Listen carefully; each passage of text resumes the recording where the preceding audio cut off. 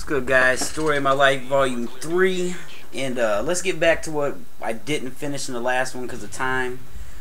So basically, when I was in this youth care center for about 4 months, I think, I had a probation officer, had a counselor, and they asked me all these questions about why I did some of the bullshit that I did and blah blah blah. And when I told them about, you know, the shit that I've been through living with my grandparents and stuff like that, they basically, when they let me out, the day that they let me out, they said, alright, we're going to let you go today.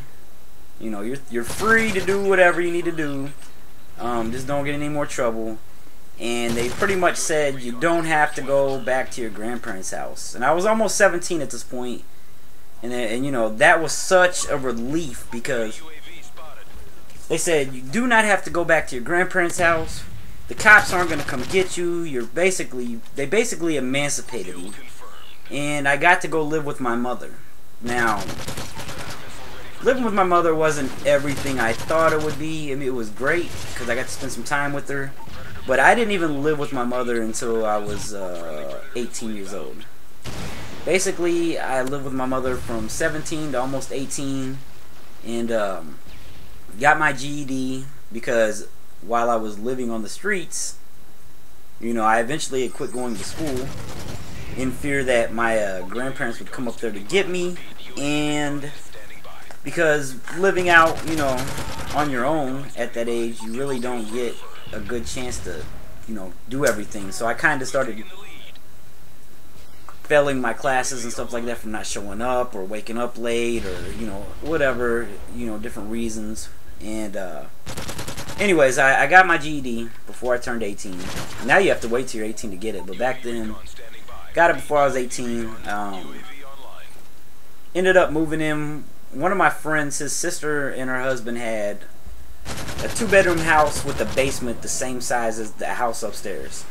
So me and my good friend, we lived there for on and off for, you know, about a year or two.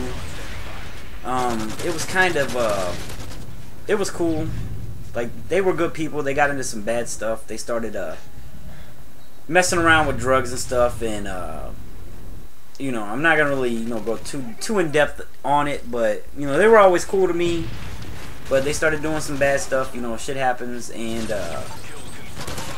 anyways, I got tied up in some stuff right around the age of 19 to where the cops came to get them. I had a suspended license, so they waited till I was on my way to work, pulled me over, took me back to the house, and basically came in the house without a search warrant. You know, they kept, you know, hounding me, and I was like, dude, I don't know anything about anything. I don't do drugs. I don't know. So they finally got him to sign for them to search the house, and they found drugs upstairs in there, you know, where they live at.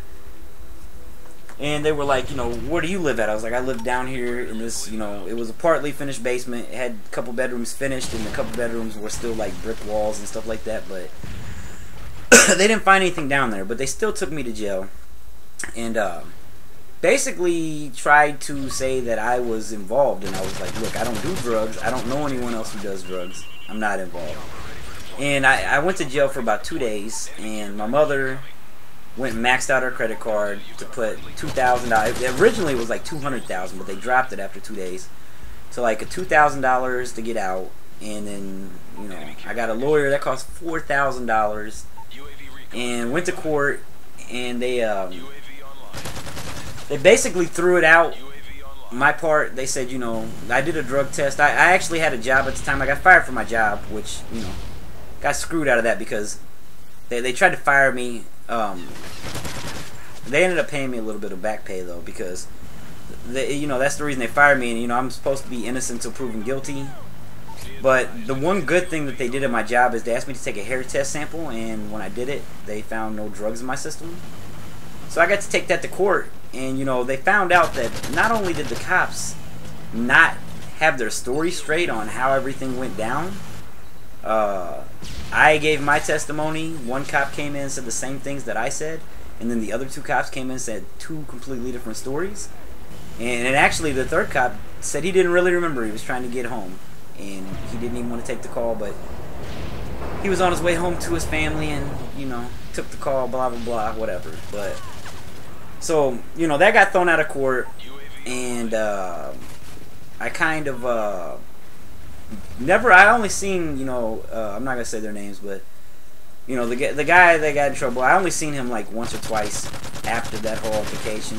You know, I directly went over there and moved my stuff out because, you know, nothing against them, they were good people, but you know, I just couldn't be around that, and I didn't want to get in any kind of trouble for being around them when I had nothing to do with it. So kind of moved out on my own. Somewhat, I still hadn't had my own place still. I moved in first with my now wife, used to be girlfriend, with her parents for a while. Stayed with my friend, one of my other friends in the projects for like 8 months, just because, you know, I had a car but I didn't have a job at the time, so it was easy to live there. Stayed there, and then ended up moving out of there. Back in with my my girlfriend at the time's mother and father, and I don't know. I got my wife now. Somewhere in between that time, when I was around 19, got my wife pregnant. I was using protection. I did use protection. This didn't work, and that's how I have my son now. Trying to think, because I don't want, you know, I don't want to run out of time right in the middle of something. But yeah, you know, I basically moved around a lot. Got my now wife pregnant with my son when I was 19. He's gonna turn 13 this year, and I don't know. I mean, as bad as everything so far sounds, I'm telling you guys, like, I don't really wish that things would have been different. I feel like all the shit that I've been through kind of made me the person I am today. And I mean, I'm not a great person, but I feel like you know, I don't do a lot of shit that I might have done because I had to go through it as a kid. And I don't know. At the same time, I mean, you know, right now, we're going to go more into what was happening at that time in the next video. But as of right now, I don't really want to say things are going good. They're not going the way I would like them to go, but you know, I've had a lot of good times in the last few years, and I don't know. I wouldn't take my past back for anything, even though it was fucked up and I went through a lot of shit. Like I said, I think it made me stronger as a person, and I don't know. We'll go more into the story on the next video. Hopefully, you guys are enjoying, you know, learning a little bit more about me. And I'm out for this one. Peace.